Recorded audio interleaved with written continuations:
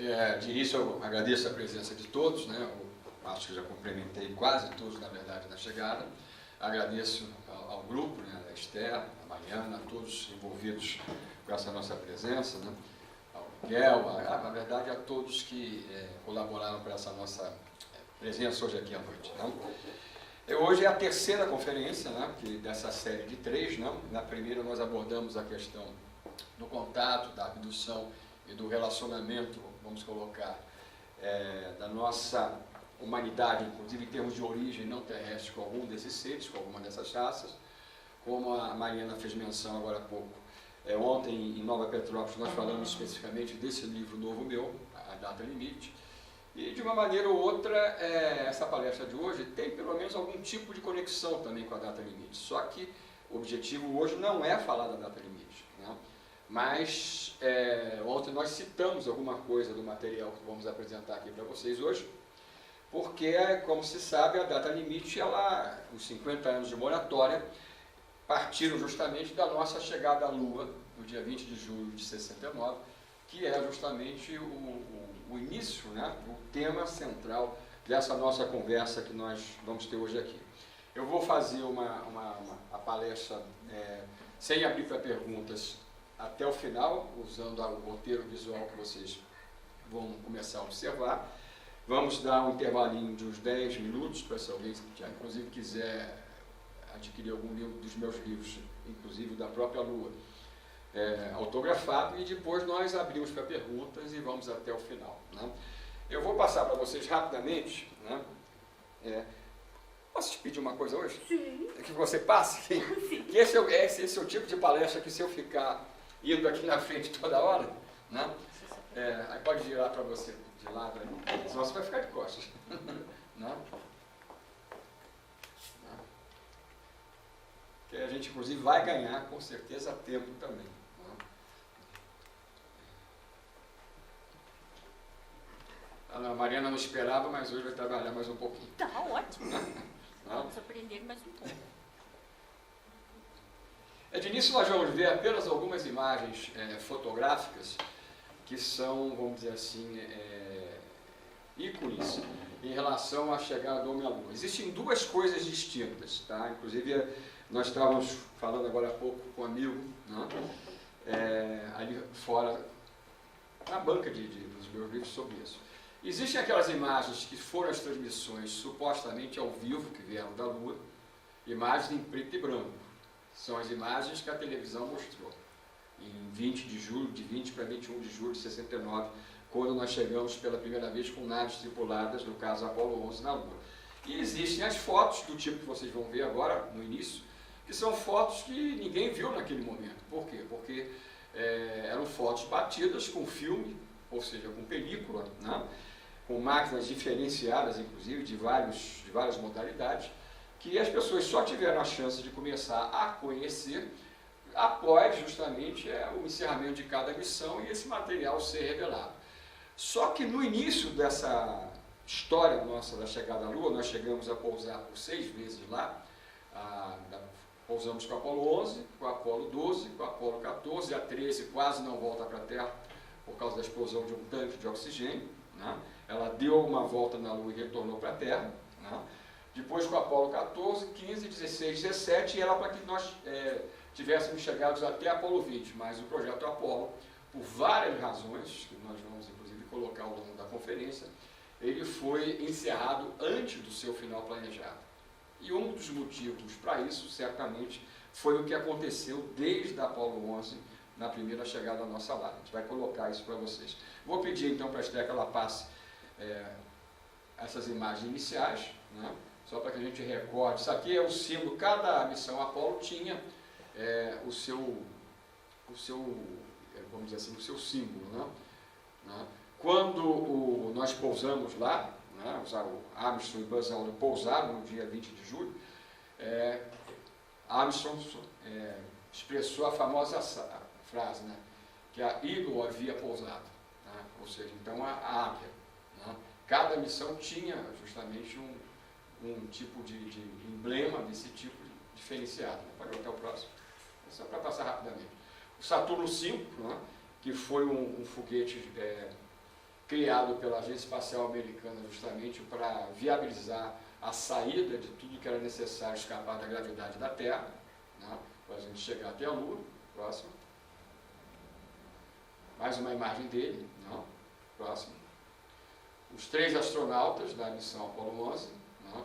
Michael Collins, que ficou em órbita da Lua, e o Armstrong e Buzz Aldrin. Desses todos, o único vivo é ainda Buzz Aldrin. Próximo. O lançamento é um pouco mais de 3 dias antes, justamente, da chegada à Lua. Próximo. Mais uma imagem do lançamento. Uma outra já. Já o modo de comando, né, junto com o modo de serviço que está por trás, não está visível, tendo a Lua por trás. Próximo. Módulo já de descida, né, o módulo lunar. Próximo. Já pousado. Pode botar o próximo. O Neil Armstrong, né, dentro do módulo lunar. Próximo. Buzz Aldrin, como eu coloquei, o único vivo ainda hoje. Próximo. O momento em que, no caso, Buzz Aldrin descia, depois do Armstrong já ter descido. Essas imagens, tá, com essa qualidade, isso que eu quero chamar a atenção de início. São imagens que só foram conhecidas tempos depois com a revelação dos filmes. Ninguém viu isso no dia 20 de julho, naquela noite famosa. O que a gente viu foram aquelas imagens de baixa qualidade, transmitidas até o nome do amigo mesmo? João Cláudio, né? João Cláudio. Ele justamente comentou comigo sobre se nós tínhamos tecnologia naquela época justamente para conseguir imagens vindas da Lua. Tá? Nós tínhamos sim. Tá? Aquelas pessoas que acham que nós nunca fomos à Lua, elas não conhecem uma série de detalhes, por exemplo, que eu mesmo já fui convidado para debate desse tipo, e a gente pode perceber que essas pessoas não têm a menor noção do que foi o Programa Espacial Americano. Quanto mais a chegada do homem à Lua em relação à sua primeira missão de êxito, justamente em julho de 69. Não? Se falou muito, inclusive, eu estou abrindo até esse parênteses de início, que eu nem, às vezes a gente faz isso, apenas para que a gente vocês entenderem qual é logo o meu pensamento em relação a essa suposta possibilidade de nunca nós termos chegado à Lua com naves tripuladas. Tá? Se falou, e se fala ainda hoje, que tudo aquilo não passou de coisas feitas em estúdio, por exemplo, pelos americanos enganando a totalidade da humanidade. Tá? Não existe nada mais absurdo que isso no sentido literal, não é porque não é uma questão de crença minha, pessoal ou não, como de outras pessoas, a favor ou contra que isso deve ser julgado. A missão da Apollo 11, como todas as outras, elas tiveram envolvimento mundial, inclusive para que a gente pudesse ver na televisão aquelas cenas que, sim, não foram ao vivo. Vou explicar por que não foram, apesar deles declararem que foram. Né? A transmissão do passeio inicial de Armstrong, por exemplo, naquela noite aqui no Brasil, no dia 20 de julho, ela quase não foi possível de ser realizada. Por quê? Porque não era a NASA que estava recebendo, lá nos Estados Unidos, em algum dos seus centros, o sinal diretamente que seria emitido pelos astronautas, pelos seus equipamentos, para os Estados Unidos da América. Aquele sinal dependia, para chegar às nossas televisões, que um radiotelescópio na Inglaterra tivesse a condição de apontar exatamente para o ponto de pouso e captar, através justamente desse tipo de instrumental, aquele sinal que era fraco realmente em termos de quantidade de energia. Agora, por que quase aquela transmissão não foi ao ar naquela noite? Porque estava havendo uma tempestade na Inglaterra, na região em que estava o próprio radiotelescópio, está até hoje. Então, na hora que o radiotelescópio fosse posicionado em direção à Lua, ele ficaria muito mais suscetível aos ventos fortes daqueles momentos e poderia simplesmente ser destruído. Mas diante da importância daquilo que se buscava transmitir, né, imagine um homem chegar à Lua e vocês não terem a chance de ver, a humanidade não ter. Que os cientistas, justamente ingleses, resolveram optar pelo risco e dirigiram um radiotelescópio para a Lua, apesar de todas as implicações negativas e a própria destruição que poderia ser total do instrumento. E, felizmente, conseguiram fazer isso. Outras transmissões foram feitas através de radiotelescópios da Austrália. Né? Cada uma das missões que chegaram na Lua, só vou falar só citando mais isso, que é uma coisa definitiva, que serve para qualquer pessoa no mundo inteiro que tenha acesso a observatórios astronômicos, sejam no Brasil, na Inglaterra, no Japão, onde que for, poderem, se quiserem tirar a prova dos 9, terem a condição de terem a certeza que realmente os astronautas, não só da Apollo 11, da 12 e da 14, 15, 16, 17, foram lá, mas eles deixaram instrumentos que hoje transmitem sinais para nós, da seguinte maneira: cada um, vou citar só um deles, cada ponto que nós pousamos, os 6 pontos, os astronautas levaram uma peça mais ou menos desse tamanho aqui, um refletor laser, refletor de raios laser. Para quê? Então, os astronautas levaram e ajustaram manualmente esse tipo de refletor. Isso valeu e aconteceu nas 6 missões, justamente na direção da Terra, mas com um grau de exatidão realmente perfeito. Para quê? Para que qualquer astrônomo, em qualquer observatório do mundo, inclusive hoje ainda isso vale, pudesse, via telescópio, projetar um raio de laser na direção exata em que cada uma das missões pousou. E essas coordenadas foram fornecidas pela NASA, após os pousos, para o mundo inteiro. Então, hoje, por exemplo, se um observatório aqui do Brasil quiser medir a distância que está na Lua milimetricamente, nesse momento, se a Lua estiver acima do horizonte, basta se valer das coordenadas do pouso de qualquer uma dessas missões, lançar esse raio laser em direção a esse ponto. Esse raio laser vai ser refletido por esse refletor que lá foi deixado, e a partir da medição que é feita hoje via, vamos dizer assim, processo informatizado, para que a gente tenha uma exatidão do tempo que o raio leva para ir e voltar, a gente consegue dizer se a Lua se afastou mais 1 centímetro, mais 10 centímetros, ou se aproximou, por exemplo. Ou seja, se nós não fomos lá, quem levou esses refletores para esses pontos? Isso é só um detalhezinho que eu citei num debate com essas pessoas que acham que a gente não foi à Lua. Tá? Isso é só um detalhe. Cada uma das coisas que são colocadas como prova que a gente não foi, a gente já apresentou em uma palestra específica as evidências do absurdo e da falta de sentido disso tudo. Né? Então, quando eu vejo hoje em dia pessoas, vamos dizer assim, dentro da internet, dentro do YouTube, até ofendendo os astronautas americanos que foram na Lua, hoje praticamente todos falecidos, eu acho isso um desrespeito total a esses heróis da humanidade, que não sabiam se iam ter a chance de voltar. Essa era a verdade. Para vocês terem uma ideia, quando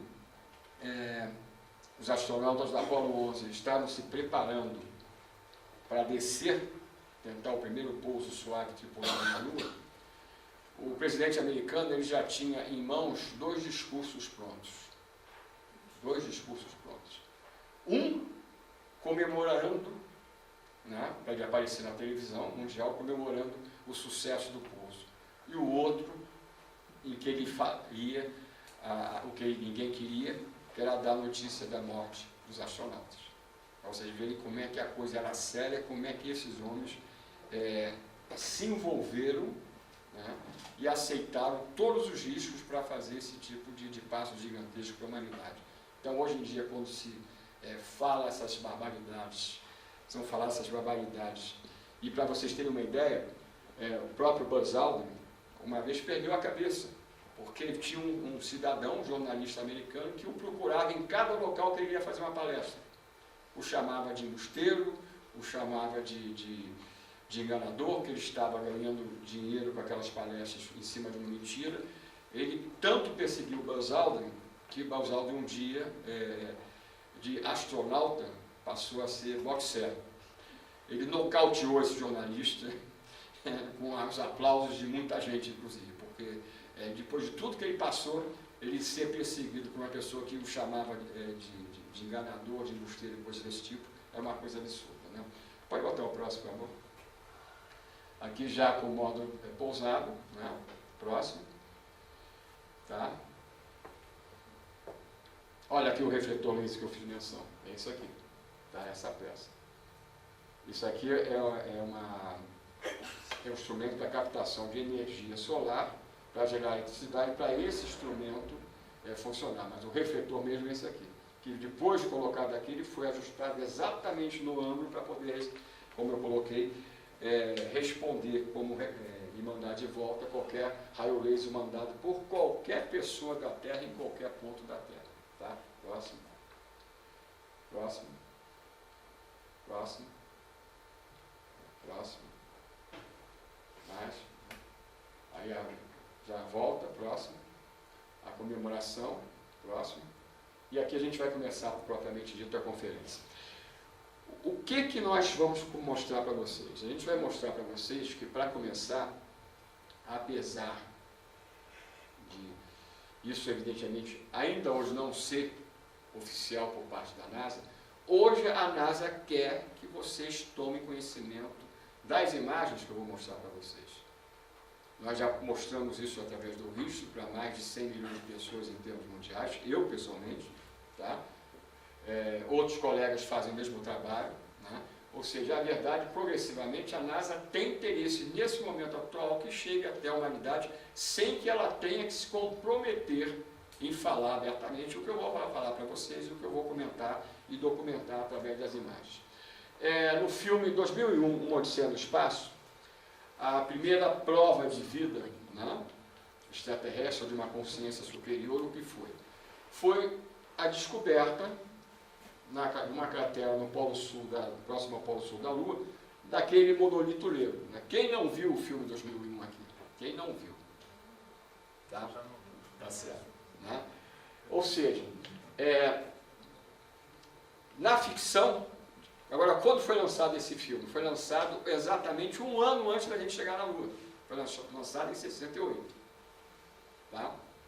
Da onde que tiraram a ideia do monolito? Não.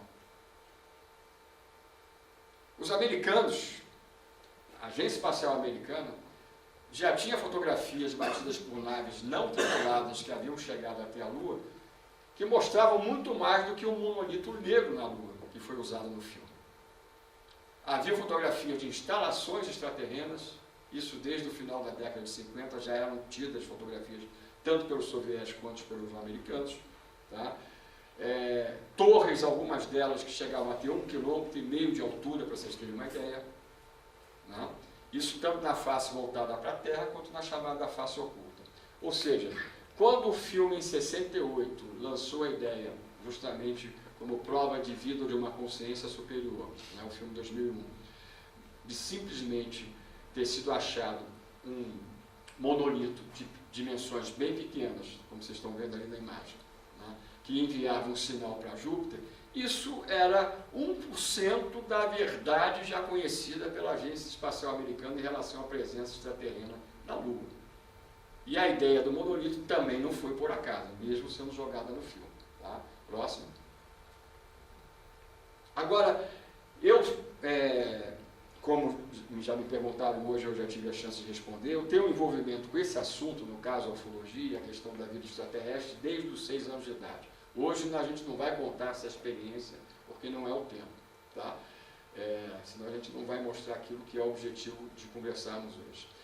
Eu investiguei a questão dos sinais da presença extraterrena na Lua, em Marte, por exemplo, bastante no final da década de 70 e por toda a década de 80. Nessa época, como a gente sabe, não existia internet. Então a NASA, ela se limitava a divulgar as fotografias que ela escolhia na forma impressa. Né? E havia até a desculpa de que, se qualquer pessoa no mundo quisesse ter imagens de qualquer missão espacial, ela fornecia essas imagens. Né? Gratuitamente, inclusivamente, mandava pelo correio, mas mandava tipo 5, 6, 8 fotografias. Né? Em 1976, só para que vocês tenham uma ideia, quando eu estava investigando, 77, no final do projeto VIC, das missões VIC 1 e VIC 2, que foram a Marte, a pousar em Marte, em busca de vida, né, microbiana, quando eu tentei obter o máximo de quantidade de fotografias dessas duas missões, essas duas espaçonaves bateram 50 mil fotografias. A NASA, em termos mundiais, só disponibilizava naquela época 800 fotos que ela tinha escolhido. Mesmo nessas 800, tinham coisas que a gente podia usar, como pirâmides em Marte, por exemplo. Tá?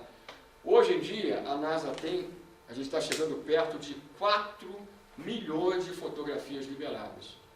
É claro que eu não vi essas fotografias, nenhum colega meu do exterior viu na totalidade. Então eu vi vários milhares de fotografias ligadas à Lua, ligadas a Marte e outros pontos do sistema solar. No meio dessas fotografias é que nós estamos encontrando aquilo justamente que, como eu coloquei agora no início, a NASA tem interesse que seja divulgado, que apareça em tudo que é lugar. E isso está acontecendo. Né? São coisas que estão aparecendo, por exemplo, no canal CNN. Aqui no Brasil, por exemplo, a Rede Record foi num evento meu no Rio sobre a Lua e gravou todo o material e colocou no jornal nacional dela. Né? Para vocês terem uma ideia, a Rede Record do Bispo Macedo, tá? Para vocês terem uma ideia. Tá? Mas a divulgação maior tem sido feita através justamente dos canais que não são abertos. Então eu investiguei durante vários períodos esse tipo de questão e depois deixei de lado. Por quê? Porque eu comecei a me envolver diretamente com outras investigações da ufologia, né? Passei a ter minhas experiências pessoais com o próprio fenômeno UFO, na Serra da Beleza, por exemplo, entre outras coisas. Até que há 12 anos atrás, aproximadamente, aconteceu um fato que me levou a investigar novamente essa questão. E foi aí que a gente começou a descobrir as coisas que a gente vai mostrar e conversar especificamente sobre a Lua, mas eu poderia estar falando de Marte ou de outros pontos do sistema solar, como a gente faz em outras palestras, com o mesmo tipo de documentação sobre a presença alienígena. Mas que fato foi esse?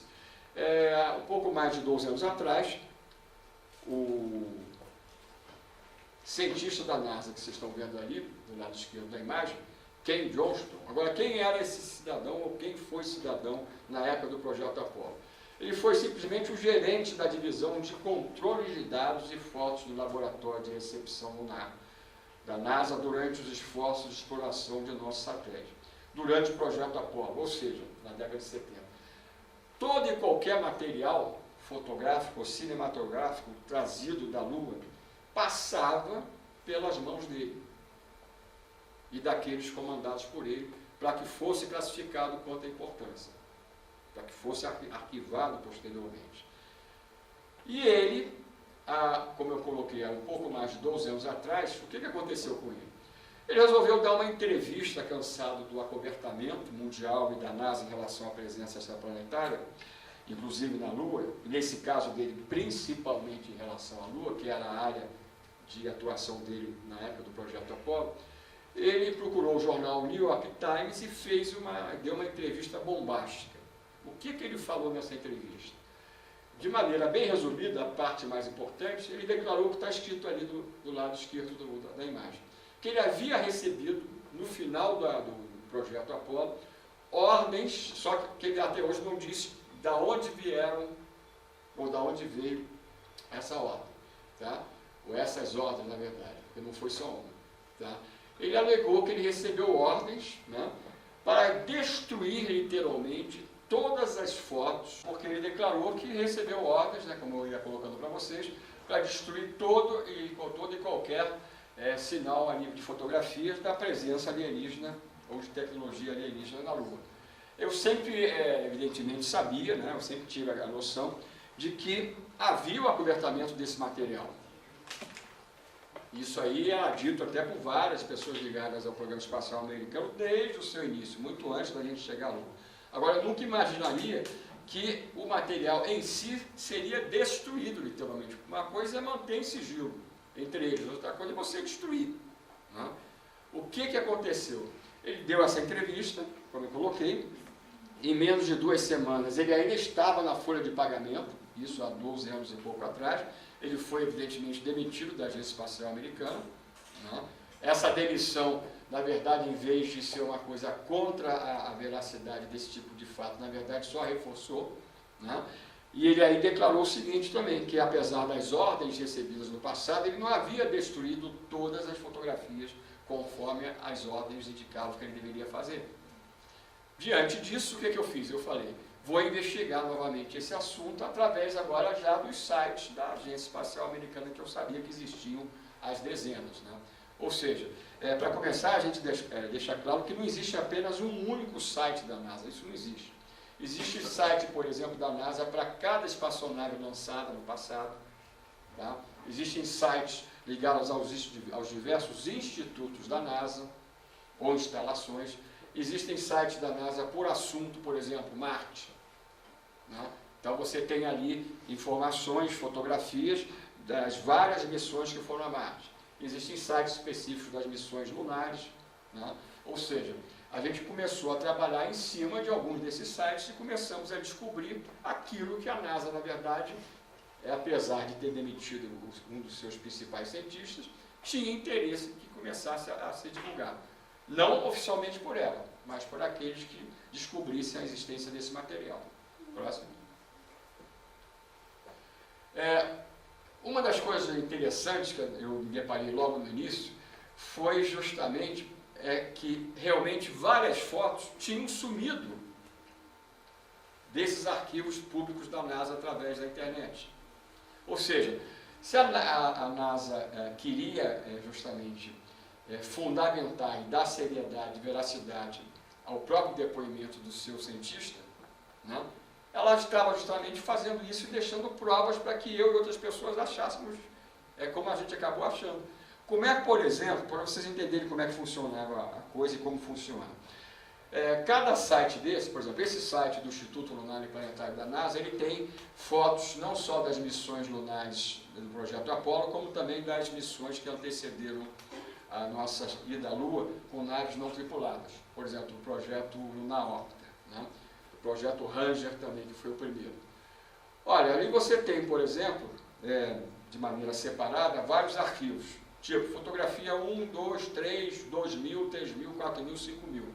Então, para você ver cada foto dessa, quando você entra nesse site do próprio instituto que eu estou fazendo menção para vocês agora, vocês têm que escolher a espaçonave, depois escolher a câmera ou o tipo de câmera, tá, em que essas fotos estão subdivididas. Né? Por exemplo, 1000 fotografias de determinado tipo de câmera do projeto Apollo. Né? Isso de todas as suas missões. Agora, como é que qualquer um de nós poderia saber se a foto 1000 era verdadeiramente a foto 1000 da tal câmera, ou se era a 999 ou a 1001? A gente não teria como fazer esse tipo ter esse tipo de conclusão. Ou seja, a gente não teria nunca pelo site específico que vocês estão vendo, ou por qualquer outro, saber realmente ou encontrar qualquer evidência de que fotos haviam sido simplesmente destruídas ou relegadas ao esquecimento. A não ser que a NASA nos desse a prova disso ela mesma. E ela fez questão de dar. Então, quando eu comecei a investigar essas imagens, especificamente do projeto Apollo, né, eu me deparei, quando eu cliquei nesses números aqui, que são 4 fotos. AS15 8.939, significa o quê? Que é uma foto da série da espaçonave Apollo 15, a foto 8.939. Então, se vocês hoje entrarem no Google e buscarem ver essa foto, tá? O que vocês vão ver, em vez da foto, tá? Com vários níveis distintos de definição, vai aparecer uma folha de papel branco, que é exatamente isso aqui que eu fotografei, com essa inscrição à mão, imagem desaparecida, por incrível que pareça. Só eu achei 4 fotos desaparecidas. Aqui é o número de mais 2 de outro colega nosso do exterior.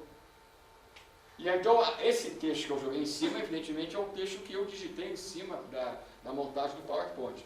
Mas a imagem original que a gente encontrou exatamente para essas 4 fotos da Apollo 15 é a folha de papel branco, né, escrito Missing Image, ou seja, imagem desaparecida. Ou seja, a NASA fez questão de documentar que haviam fotos, sem que ela tenha explicado como e porquê, que estavam desaparecidas. Não? Né? Agora, imagine, foto desaparece, assim, dentro de uma instituição da NASA, né? E por que ela fez questão de reconhecer isso? Né? Isso é só um exemplo da indicação para vocês entenderem que hoje, como há 12 anos atrás, a NASA já tinha interesse justamente que esse tipo de material fosse descoberto. Eles queriam que a gente entendesse que a gente não poderia ver tudo ainda, mas que muita coisa ela já tinha interesse que a gente tomasse conhecimento dentro desse processo de preparação para a aceitação plena da verdade em relação à presença extraterrena, não só na Terra, mas por todo o sistema solar. Esse é o instituto onde estão boa parte dos arquivos das imagens espaciais do projeto Apollo, né? Lá nos Estados Unidos. Próximo. E agora a gente vai mostrar para vocês algumas das fotos que antecederam justamente aquelas do projeto Apollo. Essas fotos começaram a ser batidas dentro do programa Lunar Orbiter no ano de 67 e no ano de 68, através de 5 missões da espaçonave do tipo Lunar Orbiter, ou seja, Lunar Orbiter 1, 2, 3, 4 e 5. Né? Quando alguém chega para vocês, ou vocês se deparem, por exemplo, através de um blog, de uma publicação no Facebook, ou no Instagram, seja lá onde for, com a declaração que uma determinada foto é da NASA, a pessoa que faz essa declaração, que publica esse material, ela tem que dizer o site de onde essa foto foi retirada e pode ser achada, o número da fotografia, tá? E, se possível, fazer o que eu faço, que é apresentar o link oficial da imagem dentro da agência espacial. Mas não é necessário o link. Se a gente tiver isso aqui, tá? Que está aqui em cima, Lunar Orbiter 102, tá? Underline H1, jogando e botando o nome da espaçonave, no grupo vocês já vão ver a foto, né? Da qual vocês estão vendo um detalhe. O que a gente tem aqui? Tá? A gente tem um objeto que tem de lado, dos seus lados, quase 300 metros, ele é gigantesco. Reparem que a forma é totalmente geométrica, ao contrário do restante da superfície lunar. E isso já estava sendo fotografado quando? Durante a missão Lunar Orbiter 1, ou seja, a primeira espaçonave não tripulada que entrou na órbita da Lua, para preparar e para ajudar na escolha dos pontos que as naves do projeto Apollo iriam pousar, para vocês terem uma ideia. Tá? Próximo. Começaram a ser fotografadas também dentro do programa Lunar Orbiter várias torres ou obeliscos semelhantes que a gente tem aqui na Terra. E o interessante é que eles, se forem ligados por linhas, né, como a gente está vendo aqui, eles formam vários padrões interessantes. Dá para se perceber a forma desses obeliscos pela sombra. Estão vendo aqui? Aqui tem um, fotografado a centenas de quilômetros de altura. Reparem a sombra dele terminando justamente na forma que vocês estão vendo aqui. Tá? A Lua está cheia desses obeliscos ou torres. Tanto a face voltada para a Terra, quanto a face da chamada face oculta. Né? Próximo. Outra imagem também da série, né? Essa cratera tem cerca de 40 quilômetros de diâmetro. Reparem essa construção, essa estrutura aqui triangular. Nada disso hoje é segredo. Apenas a NASA não está chamando ninguém para ver essas coisas, mas está disponibilizando, na verdade, nos seus sites. Não? Próximo. Alguém já ouviu falar de crateras também de forma triangular, como essa, ou de forma geométrica, como essa aqui? Tá? E reparem que o bordo das supostas crateras ele é mais alto do que a superfície lunar. Agora, essas fotos são as mais antigas que a gente tem, antes da chegada do homem à Lua. É só para vocês terem uma ideia logo de início, que quando os americanos começaram a ser preparados para irem para lá, os seus astronautas, a NASA já sabia, pelo menos em parte, aquilo que eles iriam ter contato. Que a Lua estava ocupada por alguém. Hoje, como também existiam coisas a nível de ruínas, de estruturas muito mais antigas. Próximo. Esse é o primeiro UFO, até que se prove ao contrário, né, achado por mim, fotografado na Lua. Né? Mais uma vez, por uma espaçonave da série Lunar Orbiter, que vocês têm o número. Não é que seja a foto 3120, na verdade é a foto 120 da missão Lunar Orbiter número 3, para vocês entenderem o que significa esse tipo aí de apresentação. O link oficial da imagem, essa foto foi batida na seguinte condição: a espaçonave estava na órbita lunar e entre a superfície e a espaçonave, esse objeto estava sobrevoando a parte da Lua que já era noite. Aqui justamente é a parte onde nós temos a divisão da parte da Lua que era dia da parte que era noite. Né? esse objeto ele tinha mais de 100 metros no seu eixo maior. Né? E como vocês estão vendo, eu estou dando o nome da fotografia e estou dando o link oficial da imagem e apresentando o site da NASA onde ela pode ser observada, por exemplo. Tá? Próximo. Outra coisa também surpreendente que eles começaram a fotografar antes de nós chegarmos à Lua foram não só as torres ou obeliscos, mas também o sinal claro que essas torres ou obeliscos foram movimentadas pela superfície lunar, até o ponto onde elas foram achadas. Então é o caso dessa imagem aqui. A gente tem aqui o objeto fotografado por cima, né? A sombra dele e o rastro que ele deixou conforme foi movimentado, ou teve a condição de se movimentar até o ponto onde ainda hoje ele está e pode ser fotografado. Né? Então a Lua está cheia desses rastros, e como lá não existe erosão, ela não tem atmosfera, a questão é a seguinte, é saber há quanto tempo essas estruturas foram construídas e estão lá. Porque se existisse erosão, a gente poderia, pelo efeito justamente erosivo, tentar determinar como as coisas que nós temos fotografados em Marte, a antiguidade. No caso da Lua, isso poderia, teoricamente, ter sido movimentado, teoricamente, é claro, no dia anterior que a foto foi batida, ou há 1 milhão de anos atrás. Porque a imagem que a gente teria, como não há erosão, não há efeito erosivo, seria exatamente a mesma. Tá? Próximo. Aqui uma ampliação no outro ângulo, só para vocês verem a sombra do objeto e o rastro que ele deixou conforme foi se movimentando pela superfície lunar. Né? Próximo. Outros, na mesma região lunar, para vocês verem a quantidade, né? Reparem que a sombra sempre define a forma do objeto. Né? Próximo. Agora, o que acontece muitas vezes? A gente tem, às vezes, fotografias que, para que a gente possa analisar, o tamanho original delas é, por exemplo, como se fosse... no caso dessa imagem que vocês estão vendo aqui, seria essa parede toda aqui, para vocês terem uma ideia. Então, isso não cabe numa tela de computador, a não ser quando você reduz o tamanho da imagem. É o que aconteceu aqui. Isso aqui é o link, tá, dessa imagem no site da Universidade do Arizona, trabalhando conjuntamente com a NASA. Porque cada missão espacial americana tem sempre por trás uma universidade, no mínimo uma, trabalhando conjuntamente. Não são universidades, vamos dizer assim, comuns. São aquelas que investem também, dentro da sua própria estrutura, né, inclusive de ensino, na questão espacial. Então, nesse caso, nessa área aqui que vocês estão vendo, a gente tem uma quantidade enorme de estruturas artificiais na Lua. Só que aqui vocês não estão vendo essas estruturas, por quê? Porque a imagem está reduzida. Mas se vocês entrarem mediante esse link, por exemplo, através do computador, aí vocês vão poder mexer a foto para um lado, para o outro, para cima, para baixo, e também ampliar, né, a partir dos sinaizinhos aqui, qualquer área. Quando a gente faz isso, a gente descobre torres, descobre estruturas piramidais, descobre objetos claramente artificiais com a forma de ovo, entre outras coisas. Né?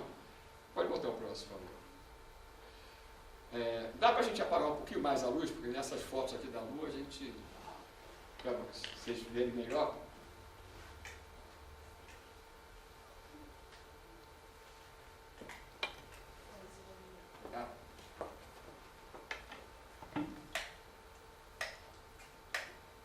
agora já foi. O que a gente tem aqui?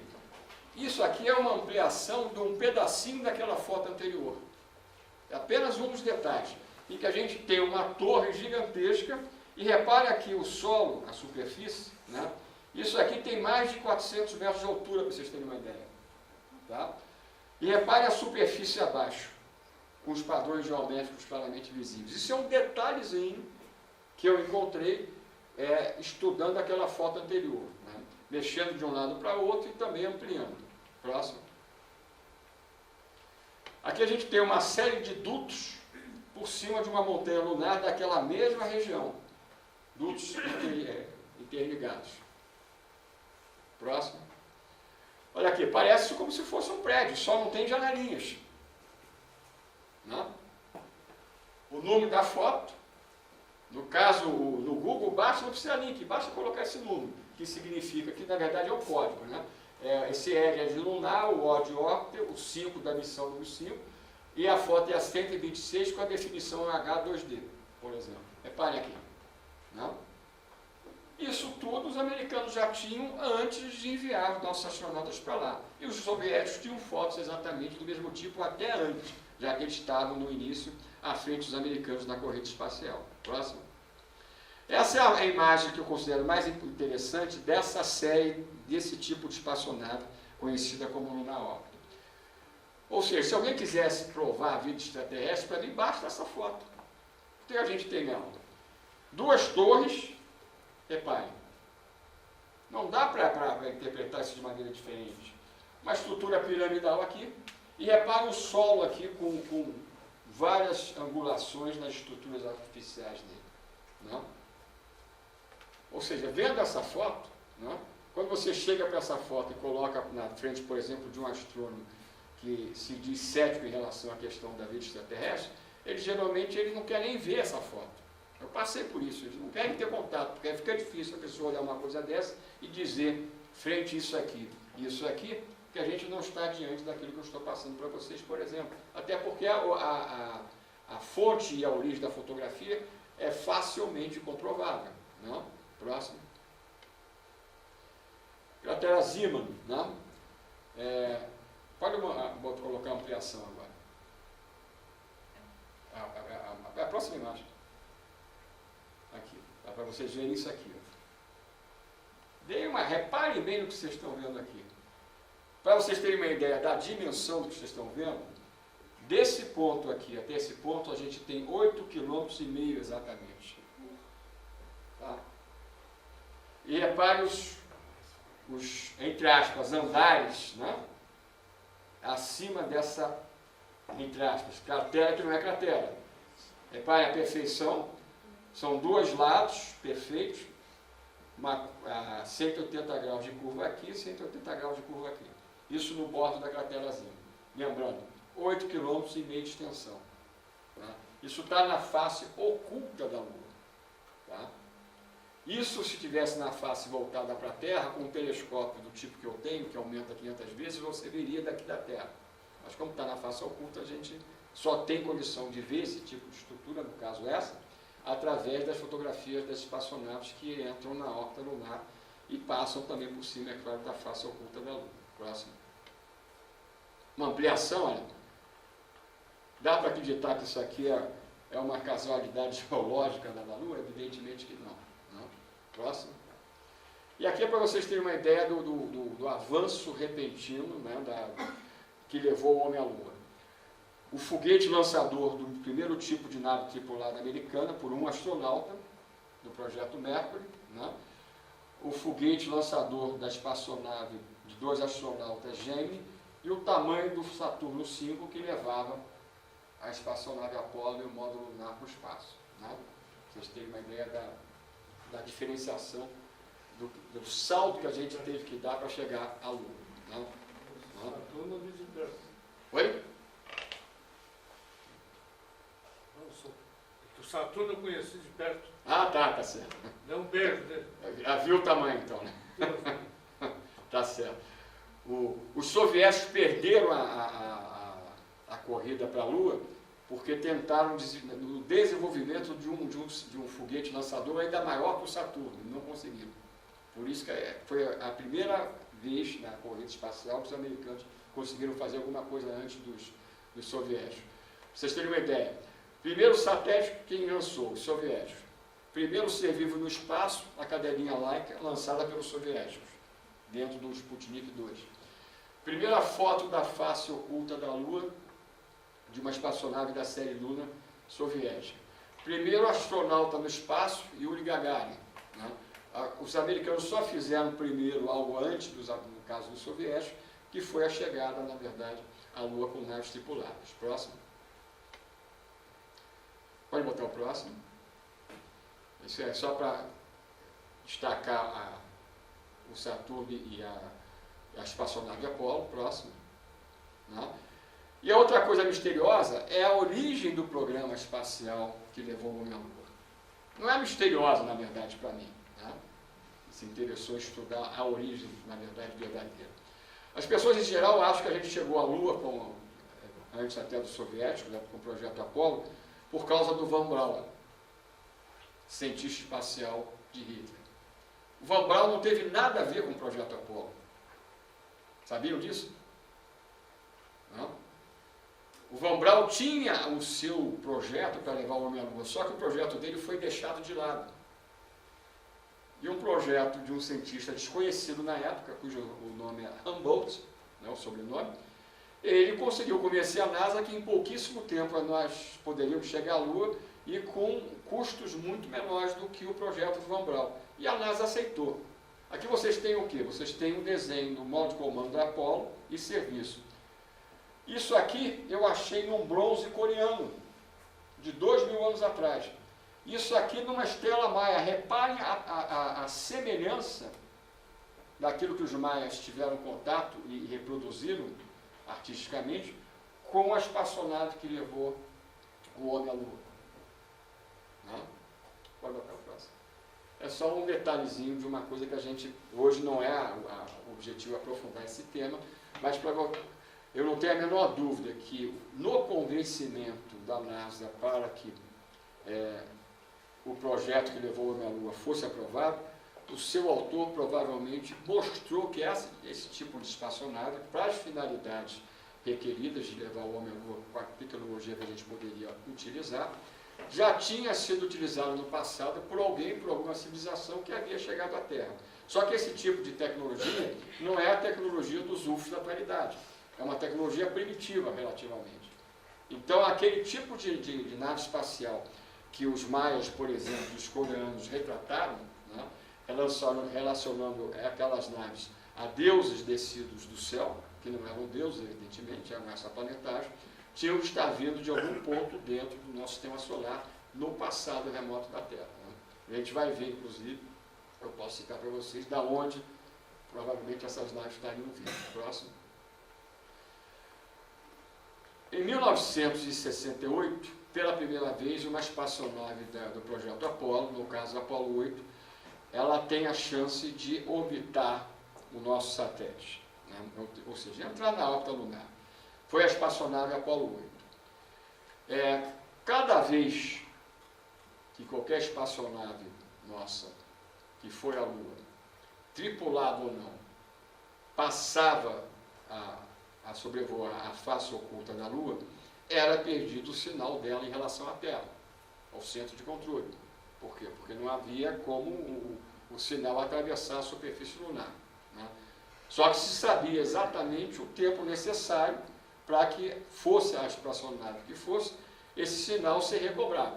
No caso da Apollo 8, então, se sabia que dentro de determinado número de minutos, depois que foi perdido o contato com os astronautas da própria missão, cujo objetivo era apenas orbitar a Lua, o objetivo não era descer, não, mas ela pela primeira vez, inclusive, observar com os olhos dos nossos próprios astronautas a face oculta do nosso satélite, isso deveria acontecer. Então, chegou no momento que a espaçonave mergulhou na face oculta da Lua, o sinal foi perdido, e quando já havia chegado o momento justamente do sinal ser recobrado, Houston começou então a chamar por rádio, né, o comandante da missão Apollo 8, que era o James Lovell. Né? O que aconteceu? Não havia resposta, não havia resposta por parte do Lovell ou dos seus dois companheiros também de missão aos insistentes pedidos de comunicação feitos pelos cientistas, né, e técnicos do Centro Espacial de Houston. Né? Os minutos foram se passando e isso foi gerando uma certa perplexidade, porque chegou até se admitir que teria ocorrido algum problema com a espaçonave ao sobrevoar a face oculta. Minutos depois, bem depois, o sinal é recobrado e James Lovell, usando um código que era já usado na época das missões apenas na órbita terrestre, que ele mesmo já havia participado do projeto Gêmeo, ele chegou e fez a seguinte declaração, tá, que ficou famosa na época, que haviam acabado de informar a ele que Papai Noel existia. Papai Noel já tinha sido usado como o termo doente para reportar a presença de UFO na órbita terrestre, inclusive missões que o próprio Lovell tinha participado do projeto Gêmeo. E ele usou o Papai Noel, inclusive, porque em que data a gente estava naquele momento? Justamente na véspera de Natal. Pela primeira vez em 68, então, no dia 24 de dezembro, olhos humanos viram as instalações na face oculta da Lua pela primeira vez. Não mais dependíamos, a partir da missão da Apollo 8, para ver aquelas estruturas, ruínas ou não, na forma de bases também operacionais da autoridade, a partir justamente, não só mais das fotografias das naves não tripuladas. O próximo. Pode botar o próximo. Outra coisa interessante, antes da gente chegar na Apollo 11, aconteceu durante a missão da Apollo 10. A Apollo 10 tinha como objetivo entrar na órbita lunar, como aconteceu, não? E haver um teste com o módulo lunar pela primeira vez, que iria sair do acoplamento com o módulo de comando, se afastar algumas centenas de metros para depois voltar ao acoplamento e depois eles voltariam para a Terra. Tudo foi feito de maneira parcelada, encadeada até que a Apollo 11 seria a missão que realmente permitiria o pouso do próprio módulo, né? Só que quando, justamente por coincidência, né, isso não foi uma coincidência, é claro, eles mergulharam para a face oculta da Lua também, como tinha acontecido na vez da Apollo 8, o que aconteceu? Segundo os astronautas da missão, eles começaram a receber um sinal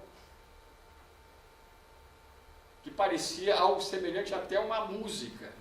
Só que eles estavam no lado oculto da Lua, ou seja, sem nenhum tipo de contato com a Terra. Ou seja, esse sinal tinha que estar partindo da face oculta da Lua e da sua superfície. Eles gravaram 1 hora esse tipo de sinal, para vocês terem uma ideia. Isso foi considerado uma coisa secreta durante décadas. Só agora, no ano de 2016, ou seja, 3 anos atrás, né, o canal internacional History Channel teve acesso, porque a NASA resolveu liberar a própria gravação e permitiu que seus astronautas falassem, né?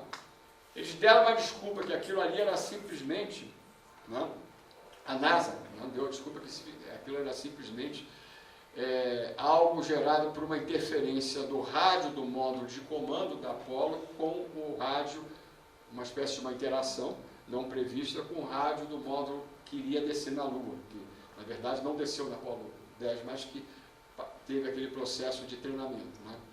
Só que os próprios astronautas negaram essa possibilidade, né, e confirmaram que se aquilo foi detectado da maneira que eles detectaram, é porque vinha realmente de algum lugar abaixo deles, na face oculta de nosso satélite. Tá? Próximo. E aí a gente vai chegar, então, finalmente a Apollo 11. Tá? Então vocês têm à esquerda o Neil Armstrong, no meio o Michael Collins, que ficaria em órbita da própria Lua depois da descida do módulo lunar, e à direita o único dos 3 que, como eu falei, está vivo, que é o Buzz Aldrin. Né? Próximo. Naquelas imagens iniciais, eu mostrei para vocês o quê? Eu mostrei a bandeira, tá? Mas eu não mostrei algumas outras coisas que são significativas, porque eu vou mostrar agora em relação a isso aqui. Nas transmissões, que agora eu vou explicar, que não eram ao vivo, por que elas não eram ao vivo? Toda e qualquer missão tripulada ou não, mas principalmente as tripuladas soviéticas ao espaço, na órbita terrestre, e dos americanos, eram acompanhadas de perto pelos UFOs. A gente lançava aqueles astronautas ao espaço, na órbita terrestre, e havia a presença em algum momento de UFOs se aproximando, que eram fotografados e filmados, e esse material também pode ser hoje encontrado no site da NASA. Tá? Sem nenhuma explicação ufológica, mas estão lá, para quem quiser achar. O que acontecia? Né? Ou seja, esse tipo de evidência deixava clara para os americanos que era clara a possibilidade de, quando nós lançássemos a Apollo 11 em direção à Lua, dela começar a ser acompanhada pelos UFOs. Como foi? E quem declara que isso aconteceu? Hoje declara o Buzz Aldrin, que é o único astronauta vivo.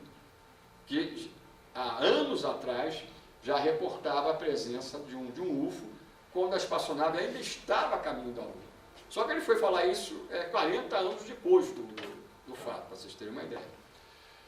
Ou seja, a NASA sabia que na hora de que eles fossem pousar, estariam sendo acompanhados de perto.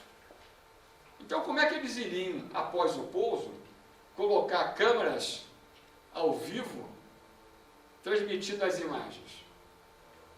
Imagine que o mundo inteiro vendo aquelas imagens supostamente que seriam ao vivo, né, de início, né, se aparece alguma coisa como um UFO, né, ou inclusive as suas entidades do lado de fora da espaçonave. Seria o fim total do acobertamento, seria um choque para a humanidade. Né? Perto de 3 bilhões de pessoas viram aquelas imagens que a NASA ainda hoje fala que foram ao vivo. Então, por que elas não foram ao vivo? Porque eles tinham que ter esse cuidado, essa censura, porque eles não poderiam garantir a hora que esses seres iriam se manifestar. Porque se iriam se manifestar, isso iria acontecer realmente, eles não tinham dúvida disso. Por conta disso, o que eles fizeram? Eles prepararam todo o sistema para que as imagens vindas, mais uma vez visando através, no caso da Apollo 11, do tal radiotelescópio, que ainda hoje existe lá na Inglaterra, né? Esse sinal ele seria gravado e o mais rapidamente possível retransmitido como se fosse ao vivo. Por isso que eu vi tudo isso acontecer, nessas imagens supostamente ao vivo que não eram, da cidade de Pindamonhangaba, no interior do estado de São Paulo, onde eu estava, inclusive, observando a Lua naquela noite com o meu telescópio. Né? Mas na hora da transmissão, é claro que a gente foi para frente da televisão. Né? A maior parte das pessoas da cidade não acreditava que aquilo pudesse ser verdade. Né? Que era uma coisa impossível, que Deus não permitiria. Eu ouvi de tudo lá para justificar que nós não estávamos chegando na Lua. Tá? Mas o fato era esse. Então, eu me lembro perfeitamente. Eu tinha uma verdadeira fixação já naquela época como adolescente em relação a tudo ligado ao programa espacial, né? E eu não perderia aquilo. E eu me lembro perfeitamente hoje que em determinados momentos daquela transmissão supostamente ao vivo, de repente você ficava com uma imagem perdida, parada, fixa, em que não aparecia nada simplesmente. Depois voltava a aparecer o Armstrong, voltava a aparecer o Buzz Aldrin, ou coisa parecida. Por quê? Porque essas falhas na transmissão não eram falhas na verdade. Eram os momentos que a NASA estava fazendo aquela censura antes de retransmitir como se fosse ao vivo as imagens. Só que parte das comunicações de áudio, não de imagens, acabaram chegando e sendo capturadas, né, por radioamadores que estavam acompanhando a missão, entrando nos canais de comunicação da NASA, através de modulação da frequência. E eles gravaram essas comunicações, e os astronautas, né, no caso os dois que pousaram, Armstrong e Aldrin, fazem menção logo na hora do pouso, para começar, através dessas gravações, aqui, a presença de várias naves que estavam pousadas já antes do pouso deles, do outro lado da cratera que havia perto. Depois, ambos os astronautas fazem menção a uma forma de vida fora do próprio UFO, de uma dessas naves. Isso está gravado até hoje, isso foi transcrito, né, para o mundo inteiro, né, e comprova que eles realmente interagiram diretamente com os UFOs lá na Lua, né, e tiveram até a chance de, pelo menos, segundo essas gravações, pelo menos que foram conseguidas, de verem pelo menos uma forma de vida, um ser pelo menos do lado de fora. Tá? Agora, o que eu ia falar para vocês antes de interromper... Tudo isso no Mar da Tranquilidade ali. No Mar da Tranquilidade, onde foi o ponto onde a Apollo 11 desceu, que era o ponto mais seguro de todos os que foram utilizados para os pousos, né, posteriormente. O que aconteceu? Como eu ia colocando, vocês viram a bandeira nas transmissões em preto e branco, quem de vocês aí, os de vocês que acompanharam, que tinham idade para fazê-lo, né? Viram os astronautas andando à volta próximos do próprio módulo, né? Viram também, foi mostrada uma placa comemorativa da missão, uma placa metálica, né? Que estava fixada à parte inferior do módulo lunar, a parte utilizada ali do seu motor para o próprio pouso, ou freagem ou redução da velocidade da espaçonave. E nessa placa havia referência que homens da Terra estavam chegando naquele momento em paz na Lua, né? Com as assinaturas dos 3 astronautas, inclusive daquele que não desceu, que ficou no nota lunar, do Michael Collins, e do presidente americano, né, da época, Richard Nixon, né? Mas isso aqui vocês não viram naquela época. Por quê? Porque isso foi levado para a Lua, mas não era para a gente ver, era para ser entregue a alguém. Não? O que é esse tipo de dispositivo? Não?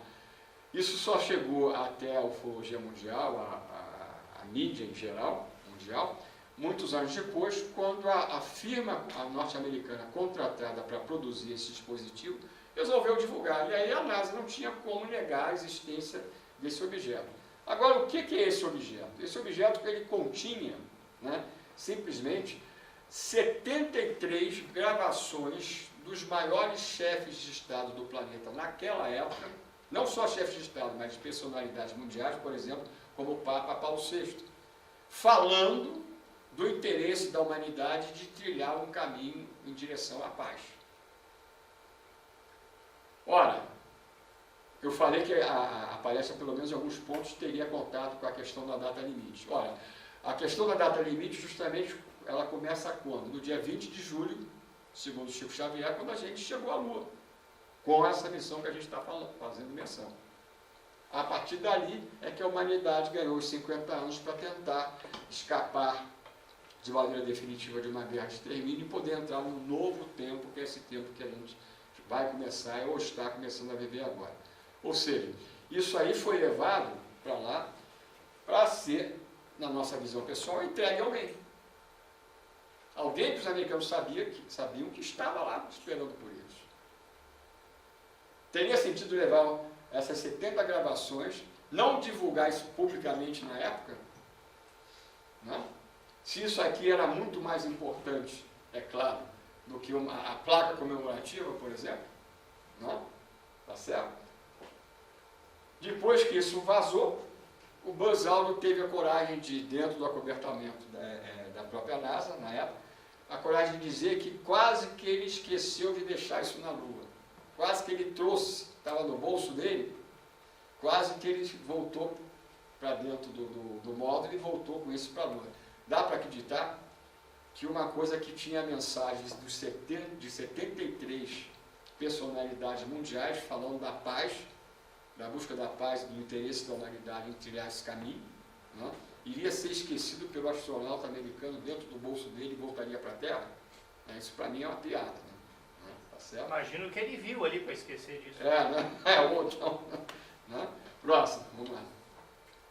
Agora, nós só temos de todos os astronautas que foram até a Lua, né, que foram 12, quero dizer, os que pousaram realmente na superfície lunar, são o número de 12, um deles apenas que voltou falando abertamente da questão extraterrena, da questão da presença alienígena. Não só em questão em termos da Lua, mas em questões mundiais relativas ao nosso próprio planeta. Não foi o Armstrong, não foi o primeiro a descer, a colocar os pés na Lua. Na verdade foi o Edgar Mitchell, né? Vou falar dele um pouquinho mais à frente.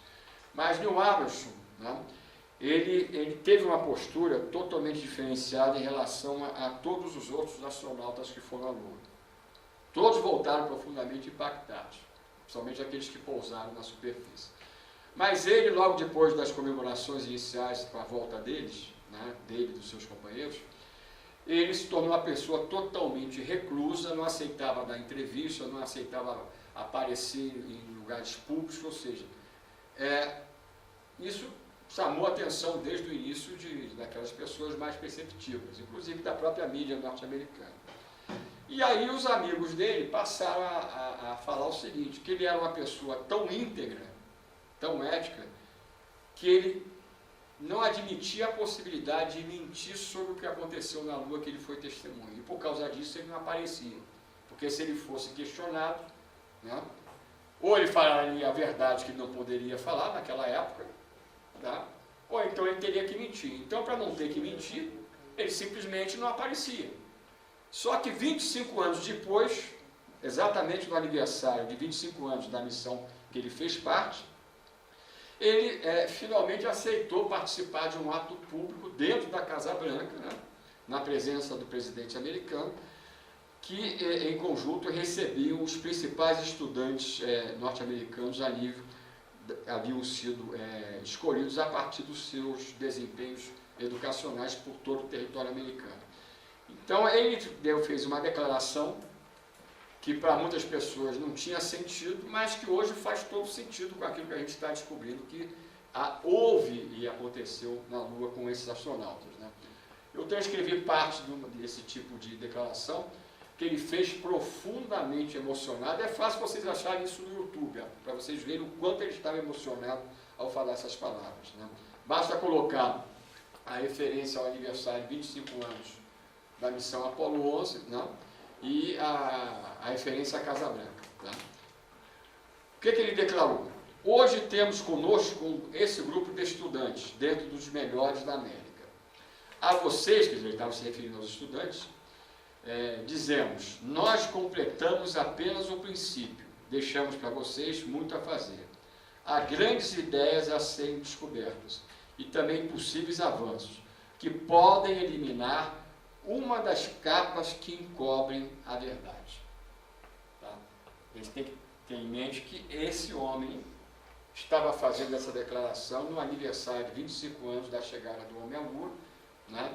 Então, que verdade é essa que estava sendo encoberta? É claro que era a verdade daquilo que ele participou lá, junto com o seu companheiro, no caso, Buzz Aldrin, né? Agora, ele falou isso tudo, né?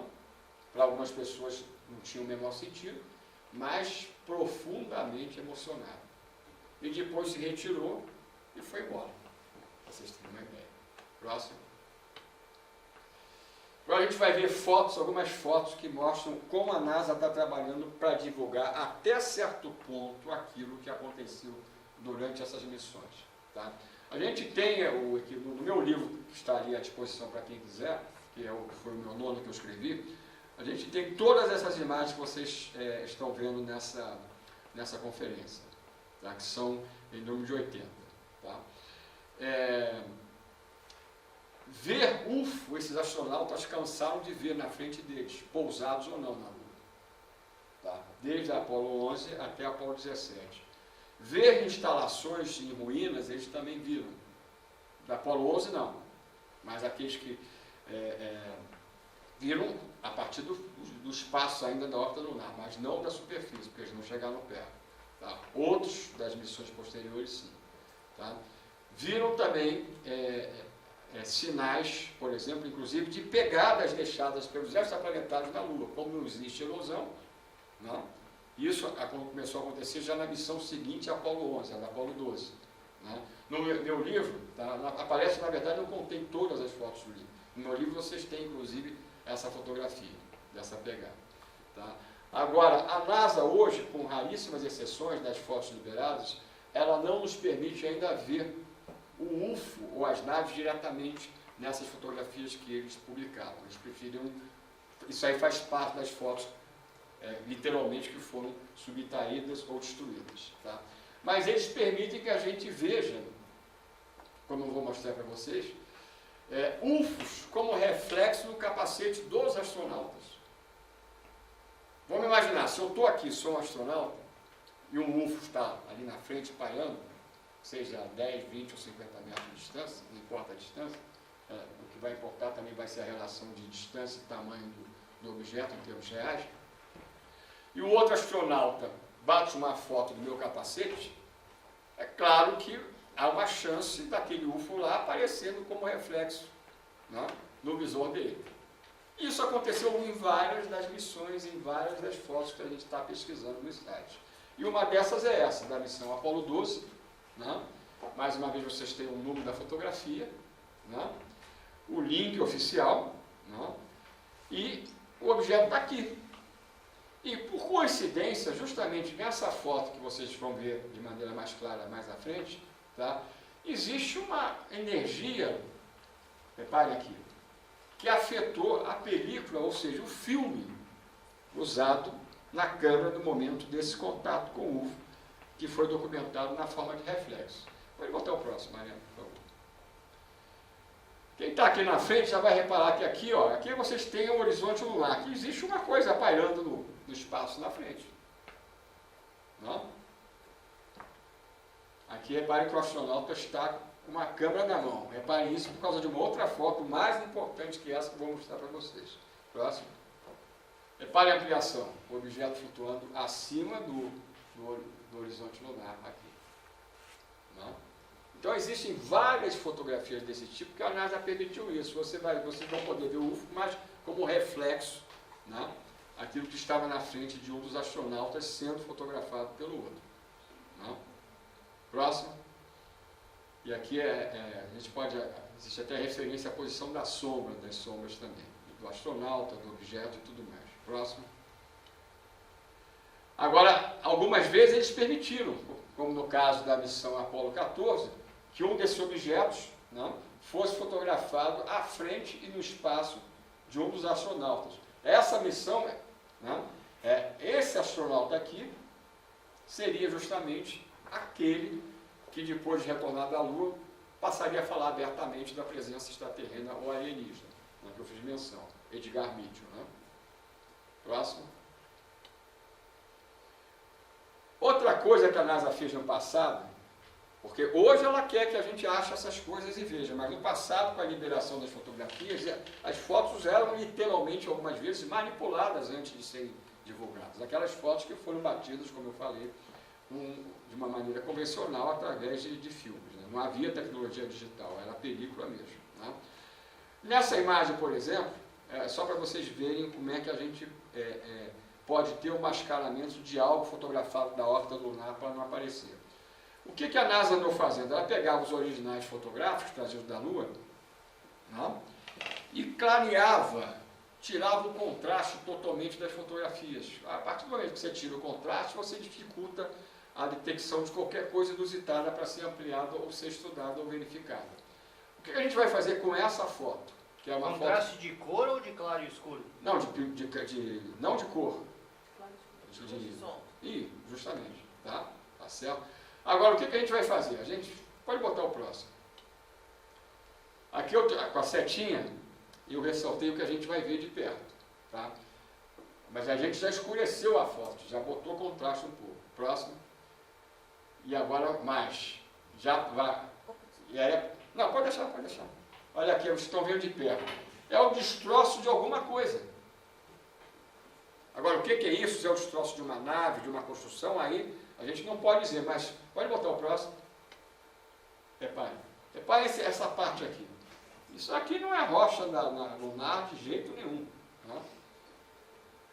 A partir desse tipo de artifício, a gente acabou descobrindo outras torres na Lua que não apareciam em fotos desse tipo, que, apesar de existirem outras liberadas pela própria NASA posteriormente. Né? Próximo. Existem fotos até, como da Apollo 16, ó, de um UFO luminoso com a sombra dele na superfície fotografada do espaço, pelo módulo de comando da Apollo 16. A própria luminosidade do objeto não nos permite ver exatamente a forma dele, mas a partir da sombra que ele produziu abaixo, a gente aí tem a ideia clara da forma dele. Próximo. Até objetos com a forma de disco pousados. Não? Mais uma vez a gente tem um link aqui. Não? Missão Apollo 16 também. São apenas exemplos, a gente tem, na verdade, o livro trouxe 80 dessas fotografias, mas só da Lua a gente tem perto de 500 fotografias desse tipo, para vocês terem uma ideia, que eu e outros colegas do exterior já acessamos, né? Já descobrimos. Próximo. Agora, eu falei para vocês, lembram, e mostrei aqueles obeliscos ou estruturas com outras formas com rastros. Essa é da última missão lunar da série Apollo 17. Reparem a extensão do rastro. Desse ponto até o ponto do objeto, a gente tem 8 km de extensão. Para vocês terem uma ideia do tamanho do que vocês estão vendo aí. Né? Aqui existe um outro. Tá? Tanto esse quanto esse, hoje continuam a estar no mesmo ponto que essa foto da década de 70 documentou. Tá? Tem o link oficial. Né? Próximo. Mas agora a gente vai ampliar as imagens para vocês verem principalmente a sombra desse aqui, em detalhes. Próximo. Repare a forma da sombra, a perfeição geométrica. Legal que tem um outro rastro que ele segue um sentido diferente. Né? É, justamente. Não, Eles não estão seguindo. não essas coisas estão... É aleatório. É aleatório. Entre aspas, né? Né? Agora, o tamanho disso aqui. A base, né, a parte inferior, né, desses objetos, girava em torno de 40, 60, 80 metros de diâmetro, a base. Né? O tamanho variava bastante. A maior dessas torres achadas na Lua, que foi pelo soviético em primeira mão, isso no final da década de 50, tinha, e tem na verdade, 1,5 km de altura, para vocês terem uma ideia. Imagine uma construção aqui na Terra com 1,5 km de altura, na forma de torre. Né? Próximo. E olha aqui, a gente ampliou mais ainda para vocês verem o detalhe da forma da sombra. Né? Sabe o que agora, qual é a política da NASA? Ela libera, você analisa, você divulga, aí depois ela é chamada, por exemplo, pelo RISTO, como se eu dou uma entrevista para o RISTO e mostro materiais desse tipo, como a gente fez, o RISTO vai querer, por questão óbvia, ouvir a palavra da NASA, da origem da imagem. Não? E aí a NASA, para justificar esse tipo de coisa, os rastros, criou e soltou o seguinte absurdo. Quer dizer, na verdade, os rastros existem, só que o que a gente está vendo são rastros que foram gerados por rochas que saíram rodando pela superfície lunar. Né? Agora, como é que sai rolando em sentidos... vamos imaginar, tudo bem, rolou, havia uma inclinação, mas como é que os rastros vão em direções distintas? Quer dizer, a rocha subiu em determinado momento a montanha, enquanto uma outra descia, quer dizer, é uma piada isso. Eu costumo dizer, principalmente quando eu trabalho com as imagens de Marte, porque a NASA fala que em Marte tem pirâmides, sim. Só que ela fala que as pirâmides de Marte, as formas piramidais em Marte, foram construídas, entre aspas, né, quer dizer, foram produzidas pelas tempestades de areia em Marte. Quer dizer, quando você tem declarações desse tipo, aí eu costumo também, brincando, falar o seguinte, que o vento terrestre deve ser um vento de terceira categoria, porque aqui o vento terrestre nunca construiu pirâmide nenhuma. E Marte faz, né? Erosão geométrica. Né? Sem ter atmosfera, né? Tá? Em Marte a gente tem atmosfera, né? Ah, sim, Marte, né? Tem, Mas tá? a Lua não tem. Não tem, né? Mas eu costumo também dizer o seguinte, nessas conferências, né, quando a gente comenta esse tipo de absurdo, que a NASA, ela quer que a gente tenha certeza que eles estão mentindo, senão eles não inventariam essas coisas desse nível. Era melhor não falar nada, né? Porque falar que essas coisas... Agora eu pergunto, Acho que é o hotel inteiro, né? Agora foi o hotel que teve. ele vai ter que ligar o projetor. Vai ter que tirar o pendrive de novo. Não, o A computador... imagem está bem. Então, o que eu quero dizer para vocês é o seguinte: um objeto com a forma, né, no mínimo ovoide, pode rolar por algum motivo, com atividade sísmica, alguma coisa. Agora, Ficar em pé ali fica difícil. olha, um objeto que produz uma sombra do tipo que a gente está vendo é próximo da forma da caneta, certo? Por exemplo, a caneta nunca vai rodar assim. Se ela tiver que rodar, ela vai rodar assim. E o tamanho e a largura dos rastros, ele é compatível com o quê? Com o objeto com essa forma fazendo isso. Né? Ele não vai nunca rolar assim. Então é claro que essa explicação da agência espacial é para que a gente, se pensar um pouco, tenha certeza que eles estão, na verdade, mentindo. Né?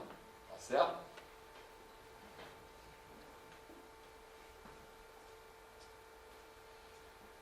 Agora, por toda a Lua existem aquilo que nós passamos a denominar, por falta de nome melhor, de hangares. Alguns são coisas em ruínas, ou seja, que a gente não sabe, porque mesmo não tendo erosão, existem outros processos que podem acabar gerando um visual que nos indique que se tratam de ruínas, de antigas construções extremamente remotas. Então, nessa imagem da Apolo 17, o que a gente tem? Ali do lado esquerdo, a gente tem duas dessas estruturas. E aqui a gente tem, como se fosse um prédio, vamos chamar dessa maneira, né? De forma claramente retangular. Né? Vou botar o próximo aqui. A gente vai... Tá. Não, isso. Repare aí. Agora, sabe qual... deixa eu voltar para a anterior. Volta para a anterior. Tá. Essa cratera aqui, ela tem 18 km de diâmetro. Eu estou mostrando isso para vocês terem uma ideia do tamanho disso e o tamanho daquilo que eu estou chamando de hangares. A cratera tem 18 km. Né? Aquelas formas ali são muito semelhantes aos hangares que o Saddam Hussein construiu na época do Golfo, na Guerra do Golfo. Só que enquanto os hangares lá do Saddam não passavam de 200 metros de extensão, aquelas estruturas têm vários quilômetros de extensão no seu eixo maior. Né? E estão sendo achadas e foram achadas pela Lua inteira, para vocês terem uma ideia. Próximo. Ampliação, próximo. Essa é uma das imagens que trouxe mais polêmica. Né? Os de vocês aí que quiserem receber pelo Zap o próprio link para ter a imagem original, sem precisarem de fotografar. Pode até fotografar se quiser. Tá? Essa imagem para verem, terem com vocês, é só depois de me passarem o Zap ali atrás, na hora do final, que na próxima semana eu prometo mandar para vocês não só essa imagem, mas mais umas 3 ou 4 das principais dessa palestra. Tá? Essa foto ela causou grande comoção, porque é uma foto da missão Apolo 17, o númerozinho aparece ali em cima, porque existe um reflexo de algo, né, do capacete do astronauta, que dessa vez não é um UFO. Tá? Seria de um desses seres com os quais os astronautas interagiram na Lua. Tá? A gente vai ampliar essa imagem. Quem está aqui na frente já dá para ver. Né? Reparem aqui. Estão notando? E notem o seguinte detalhe, que o traje espacial tem padrão totalmente diferente dos astronautas. Agora, a gente tem que lembrar que existiam 2 astronautas lá nesse momento. O que aparece na fotografia, astronauta nosso. Tá? E o que bateu a fotografia pegando o reflexo. Certo?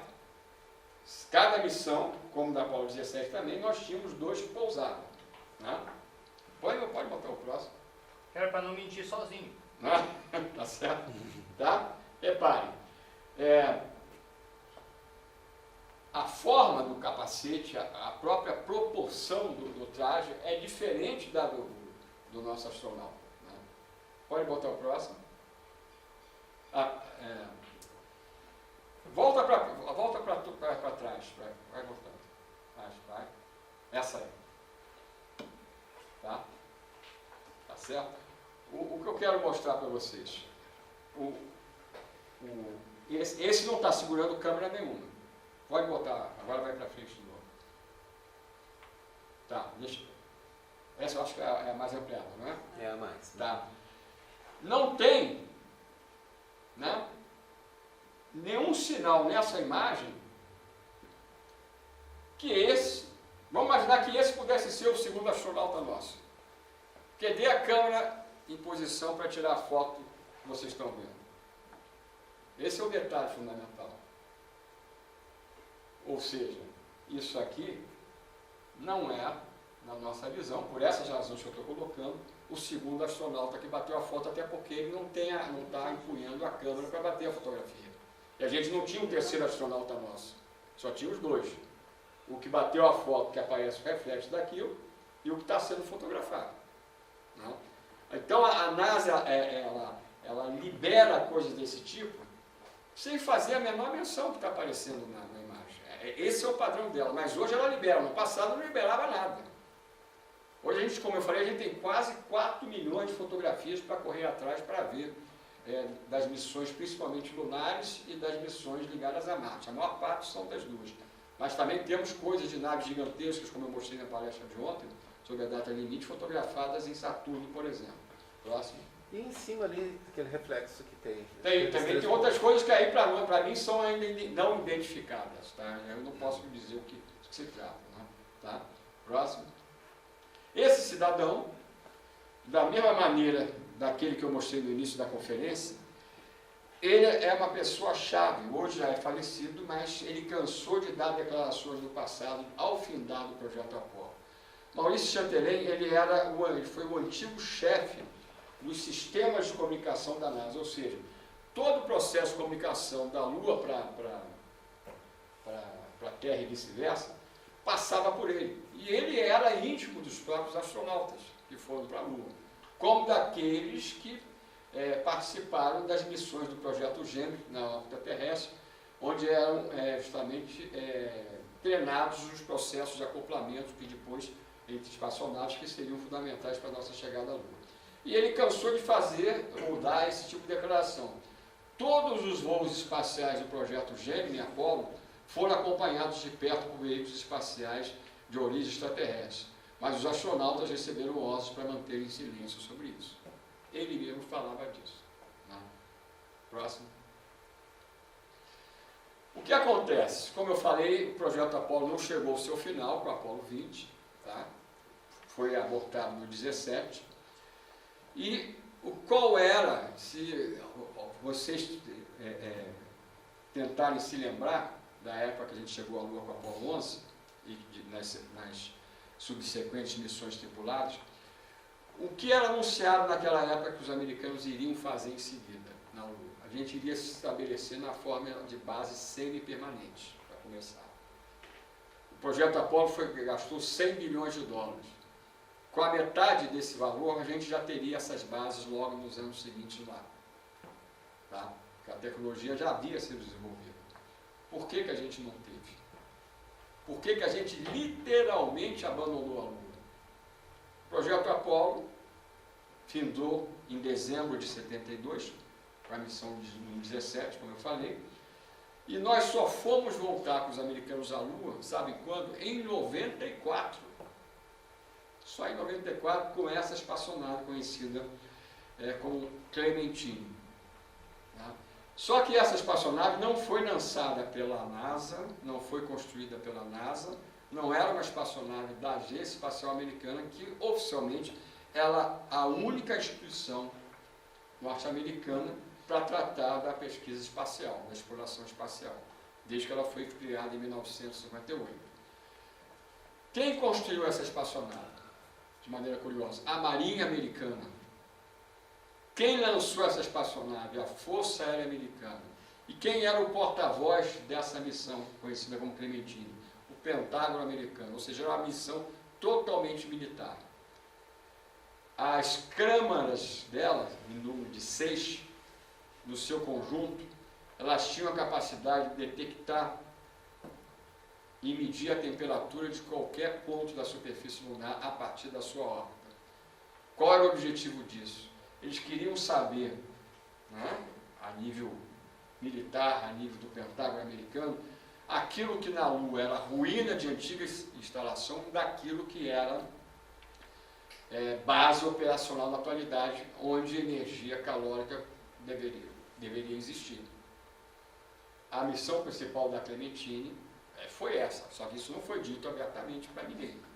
Mas era claro que era isso. Basta você ver o tipo de equipamento que eles levaram, na verdade, a bordo para essas fotografias. Né? Vocês terem uma ideia, eu falei que a NASA já liberou perto de quase 4 milhões de fotografias. Né? Sabem quantas fotos apenas essa espaçonave bateu no período de 2 meses na órbita lunar? 1,6 milhões de fotografias, ou seja, ela bateu mais fotografias do que todas as outras missões soviéticas e americanas à Lua anteriores. Foi a espaçonave mais barata lançada pelo governo americano, ligado ao governo americano, à Lua. Mas, tecnologicamente, em 94 não havia nada parecido com ela em lugar nenhum no mundo, para vocês terem uma ideia, sendo lançada em termos tecnológicos. Tá? Próximo. Como era uma missão militar, né? Mesmo hoje a gente não tem acesso à totalidade das suas fotografias, porque hoje oficialmente a NASA é obrigado Se ela vai a Saturno, ela é obrigada a liberar da primeira à última foto. Se ela vai a Marte, como vai acontecer mais uma vez agora no ano que vem, ela é obrigada a liberar da primeira à última fotografia. Se vão liberar ou não, aí isso a gente não tem controle, mas pelo Congresso americano, o Congresso americano tornou isso obrigatório, já que o contribuinte é que paga justamente essas missões, oficialmente. Né? Mas no caso da Clementine não há essa obrigatoriedade. Por quê? Porque é uma missão que entra na história da segurança, famigerada segurança nacional. Então você pode fazer o que quiser e fica por isso mesmo. Ou seja, ela não precisava ter liberado foto nenhuma, mas liberou 160 mil fotos. A Marinha Americana liberou 160 mil fotos junto com o Pentágono. A tecnologia, então é só aqui para citar, o que está escrito aqui é a história que eu estou contando para vocês. Né? Isso era um projeto feito e voado em 22 meses. 22 meses. Saiu da prancheta à chegada à Lua em 22 meses. Na história oficial. Na história oficial. Tá? Outra coisa que essa missão visava mostrar para os americanos, para o povo americano. Isso foi na época do governo Bill Clinton. Né? Visava mostrar o quê? Que os militares americanos podiam tomar conta do projeto espacial porque eles conseguiam tecnologia superior e mais barata, missões mais baratas. Né? Ou seja, eles queriam de alguma maneira ter o controle daquela época, em 94, e poder implementar o processo de censura ainda total naquela época, o processo hoje que hoje está sendo retirado. Né? Mas, como eu falei, eles não precisavam liberar nenhuma fotografia, mas liberaram 160 mil. Isso é importante que eu digo, porque eles deixaram a gente ver algumas coisas fundamentais que existem na Lua, e mostraram também claramente que aquilo que eu já falei agora há pouco, que determinadas coisas a gente poderia apenas suspeitar, mas até o momento não poderia ver, como eu vou mostrar para vocês. Próximo. Dá uma paradinha. Aqui é só para mostrar a origem, quem estava envolvido com a missão. Dê uma olhada aqui. Né? Toda a área armamentista e belicista norte-americana, que é uma coisa chave dentro do processo do acobertamento, inclusive relacionada à busca da chamada tecnologia extraterrestre. Né? Ela foi financiada justamente a partir desse tipo de coisa. Né? A NASA entrou apenas como uma parceira remota do processo. Né? Próximo. Aqui vocês têm a Clementine antes do lançamento. Próximo. E aí, alguma das fotos da Clementine. Aqui dentro da cratera, essa cratera tem mais de 40 quilômetros, várias estruturas com a forma esférica no interior da cratera. Cratera Plotus. Né? Próximo. Isso é uma das coisas mais impressionantes. Durante a noite lunar, era noite nessa região lunar, isso aqui era para ser simplesmente invisível, porque é a cratera Aristarcos. No entanto, há todo esse brilho emanando do interior dela. Ela tem 42 km de diâmetro, para vocês terem uma ideia. Vista da Terra por observatórios terrestres, é o ponto da Lua onde mais fenômenos inusitados foram observados a partir da Terra, da superfície da Terra, via telescópio. Quando o Apollo 11 entrou na órbita lunar e observou fenômenos dentro dessa cratera também durante a missão, a partir do módulo de comando, né, o Observatório Nacional do Brasil, lá no Rio de Janeiro, foi um dos que deu o alerta para a NASA para avisar que estava acontecendo os chamados fenômenos anômalos transitórios dentro da cratera. E aí os astronautas alertados pela NASA puderam ver com seus próprios olhos. Mas nunca declararam de perto aquilo que eles viram, nunca declararam aquilo que eles puderam ver de perto, né, naquela oportunidade.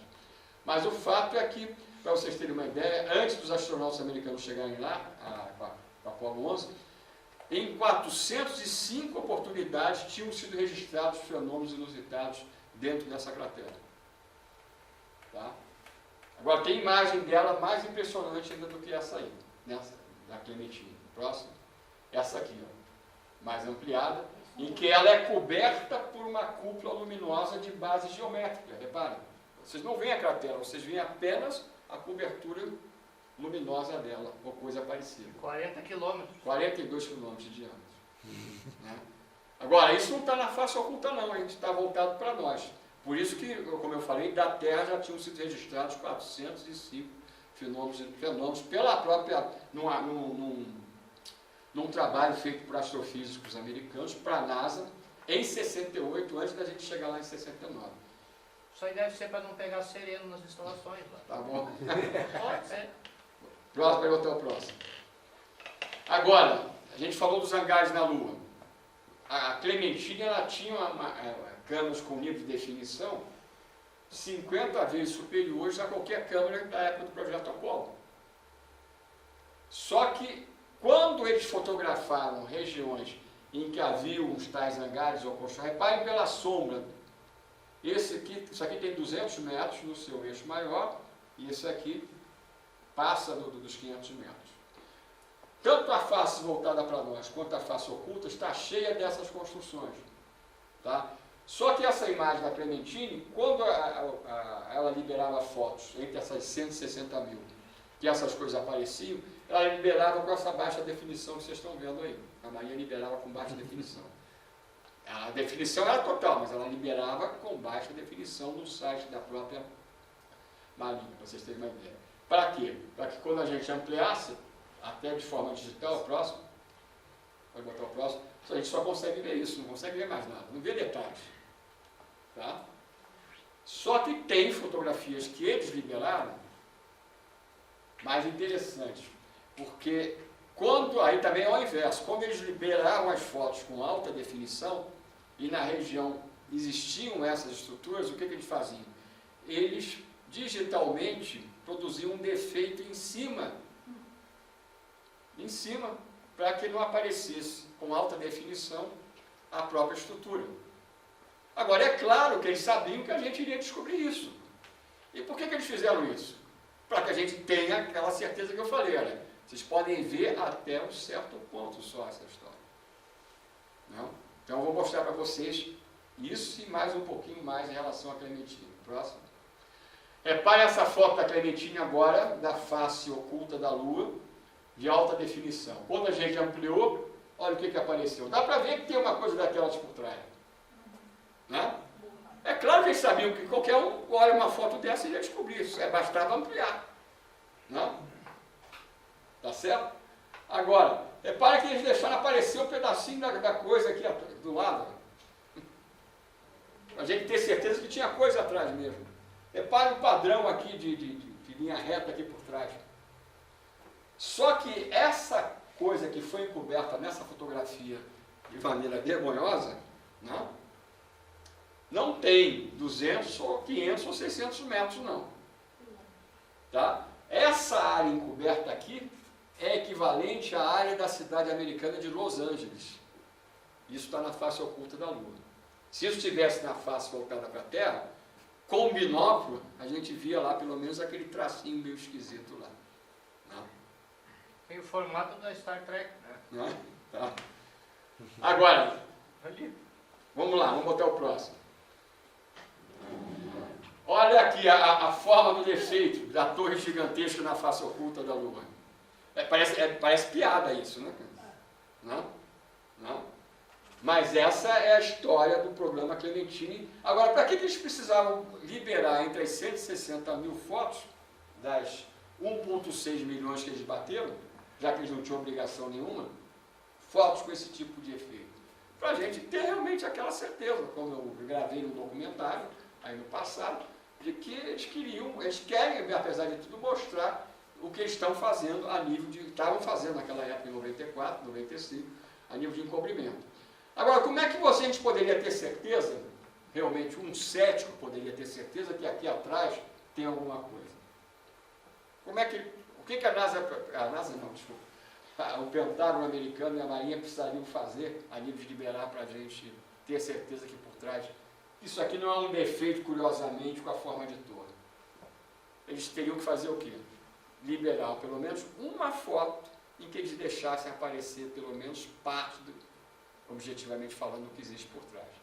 E eles fizeram isso. Pode botar a próxima. Baixa resolução. Não, com alta definição. Aqui vocês têm outras Ó, não é só para cima, também para o lado, né? Olha aqui. Mas não é essa foto que eu estou fazendo menção. Ali vocês têm as coordenadas, inclusive. Né? Tamanho tem isso? Algumas dessas áreas encobertas chegam a ter mais de 20 quilômetros de extensão. Essas estão na face oculta, realmente, da Lua. Tá? Só indo com as espaçonaves. Tá? Próximo. É essa a foto que eu fiz menção. Nesse caso, essa é a foto, é a única foto que eles fizeram isso. Eles encobriram parte da estrutura, mas deixaram toda uma extensão do lado dela de uma estrutura de forma triangular, aparentemente ficar visível. Para que a gente tenha certeza que por trás do borrão digital existe a estrutura gigantesca, também na face oculta da Lua. Tá? E a carinha lá em cima? Né? Aí tem que a gente começar a olhar essas fotos, tem muita coisa. Tá? A mais aí. Próximo. Agora, com baixa definição, mais uma foto da Clementina, um conjunto de estruturas. Olha. Repare. Aqui, olha, 2 cúpulas. Estão vendo ali? Mas só com baixa definição.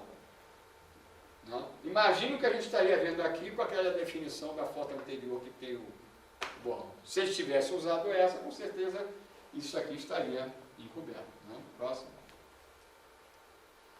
A gente amplia aí o máximo que a gente vê é isso, né? Porque a gente não tem definição para trabalhar a imagem. Reparem as 2 cúpulas, tá? Os 2 domos, né? Como a NASA chama. Né? Próximo. E agora a gente ficou de 94, a gente já só foi voltar, os americanos, através da sua agência espacial, saíram da Lua, abandonaram a Lua em 72, em dezembro, com o fim do projeto Apollo, e só foram voltar quando? Em 2009. Repare. Aí já era a espaçonave da nave, da NASA, 2 espaçonaves na verdade. E a gente resolveu bombardear o fundo de uma cratera lunar do Polo Sul, para descobrir se tinha água lá congelada ou não. Não. Só que o fundo dessa cratera, cujo nome é Cabeus, está cheio de estruturas artificiais desse tipo. Tá? E lá que a NASA resolveu bombardear. Próximo. Aqui vocês têm o projeto da missão, das 2 espaçonaves, né, que foram lançadas pelo mesmo veículo lançador. Próximo. A imagem propagandística que mostra como se fosse a guerra nas estrelas, né? Não? Tá? Depois isso aí pegou muito mal, eles substituíram, eles resolveram retirar isso da propaganda da missão, né? Porque pegava muito mal dentro daquilo que eles quisiam. O que foi esse bombardeio? Eles pegaram o Centauro, que era o 3º estágio do veículo que levou as 2 espaçonaves para a Lua, e dirigiram ele em direção ao polo sul da Lua para atingir o fundo da cratera Cabeus, que é uma das crateras onde a luz solar não atinge nunca, por causa da angulação em relação à posição do Sol. Então lá se acreditava que poderia haver água congelada por isso. Então qual é o objetivo? O Centauro iria atingir o fundo dessa cratera a 9.000 km/h, iria gerar uma explosão, iria ejetar material para o espaço, e a segunda espaçonave, no caso, a Lunacrata, que é aqui representada, mergulhando atrás do Centauro, iria transpassar aqueles detritos. E aí analisar quimicamente, através dos seus instrumentos, para detectar a presença de água ou não. O que a NASA disse que foi confirmado. Ou seja, existe hoje, segundo a NASA, declara desde 2009, na verdade, água em quantidade enorme no fundo das crateras escuras, não só mas principalmente do Polo Sul, mas também em outras regiões do Polo Norte lunar também. Próximo. E é lá que estão algumas das maiores construções também desses seres que a própria NASA veio a fotografar depois. Próximo. Aqui é a própria espaçonave que fez a descoberta de água, a Lunacrata. Próximo. Aqui é a imagem da explosão, né, no fundo da cratera. Não. Próximo. E isso é uma imagem infravermelha. Não. Isso é o efeito calórico da explosão. Mas reparem esse objeto aqui, emitindo muito mais calor do que a própria explosão do objeto que atingiu a superfície lunar a 9.000 km por hora. E repare nessas estruturas aqui, todas exatamente com a mesma forma. Isso só está sendo visível porque é uma câmera, foi a partir da câmera infravermelha da Lunar Crater. Né? Próximo. Mais uma vez aparecendo objetos que emitem energia calórica no fundo da cratera escura, a nuvem de detritos, né? Não. Aqui o corpo que se deslocou, aqui o ponto do próprio impacto, né? E aqui um outro objeto também, no fundo da cratera. Aqui vocês têm o tracinho para os 500 metros, para vocês terem uma ideia das dimensões dessas coisas. Detalhe, quando a Lunar Crater mergulhava para também atingir, acabar atingindo o fundo da cratera, mas iria atingir só depois de fazer a análise daqueles detritos, o que aconteceu? Uma das câmeras infravermelhas dela filma um OVNI saindo do fundo da cratera que eles bombardearam. E eu descobri esse filme nos arquivos da NASA. Tá? Próximo. Vamos botar o próximo. Aqui é uma imagem da Lunar Crater. Repare isso aqui. Não parece ruínas de uma muralha? Isso é a parte externa da cratera de 98 km de diâmetro que foi bombardeada. Ou seja lá o que for, isso aqui, repare aqui o tamanho do tracinho, 10 km, tem na verdade dezenas de quilômetros de extensão. Próximo. Uma ampliação. Tá? Agora, essas imagens da série da Lunar Crater, da Lunar Reconnaissance Orbiter, no início a gente tinha que ver 500, 600 fotos dos sites para achar uma do nosso interesse. Hoje você entra na página inicial do site e já se depara com fotos desse tipo. Ou seja, estão cada vez facilitando mais esse trabalho de localização desse tipo de documentação. Próximo. Essa é a espaçonave que chegou na Lua junto com a Lunar Crater, só que essa ficou em órbita, fotografando a Lua com uma definição também bastante especial a partir de 2009. Próximo. E é ela que bateu, tá? Aqui vocês têm a posição do impacto da Lunar Crater e do impacto do próprio Centauro. Próximo. Agora reparem essa cratera aqui, o que tem à volta dela. Essa linha, as duas linhas aqui, estão se cruzando exatamente no polo sul lunar. É a posição exata do polo sul. A cratera tem 19 km de diâmetro. A borda dela é falsa, por quê? Porque já é construída. E reparem os vários andares aqui das estruturas aqui à volta. Lembrando que a cratera tem 19 quilômetros, ou seja, são quilômetros de coisas construídas na Lua, na região polar, exatamente na região polar lunar, no caso do Polo Sul. Tá? Mais uma vez o link oficial da imagem, próximo, a gente vai ver mais de perto. Então, reparando aqui como é que isso aqui não é bordo da cratera, mas já é algo que foi construído no bordo da cratera. Não? Os japoneses da Agência Espacial Europeia, eles têm a pretensão de estabelecer de criar uma base semi-permanente inicialmente, aonde? Exatamente aqui. Exatamente aqui. Só que eles não falam que aparece nessa fotografia, eles querem que seja aqui, por quê? Porque eles descobriram, pelos estudos dele, que esse ponto da Lua, exatamente, que é tocado pelos raios solares, ao contrário do fundo da cratera, é o ponto onde existe a menor diferença entre as temperaturas máximas e mínimas da Lua, em relação à questão solar. Por quê? Porque os raios solares eles passam tangenciando essa região. E exatamente nessa região que a gente vai encontrar mais vestígios também da presença dessas estruturas artificiais. Próximo. Isso aqui a gente já está falando do filme, né? Tá certo? Pode botar o próximo. Isso aqui esse filme foi retirado do site da NASA. Depois que a gente passou a divulgar, ele não consta mais da página, mas eu cheguei a gravá-lo, a copiá-lo. Não? Pode botar o próximo. Aqui é o ponto onde houve o encontro do tal OVNI com a espaçonave que mergulhava. Próximo. Tá? Alguém me diz a hora, por favor, aí? 9h34. Tá. Vocês querem ver esse filme? Queremos. Tá. Então a gente vai ter que só trocar o pendrive. Só um instantinho.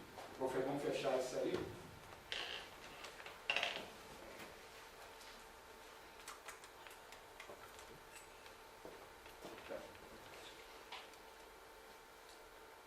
Não, faz o seguinte, só para ter certeza até onde vai a... Volta para Está esse... quase no final ainda.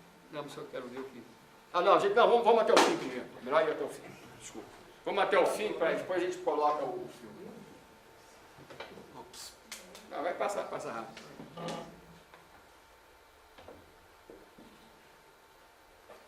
Para mostrar ainda mais coisas, a gente vai acabar com essa parte do roteiro inicial.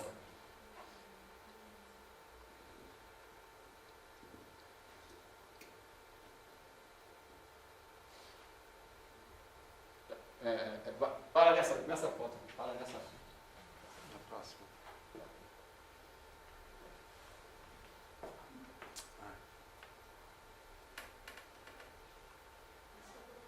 Embaixo, embaixo, lá embaixo, perto do volume. Ok. Esse é o cientista-chefe da missão Lunar Crater que fez até o filmagem que vocês vão ver depois. Essa imagem está na segunda página do site da Lunar Crater. Quem vocês têm? O cientista-chefe da missão e uma colega dele, astrofísica também norte-americana.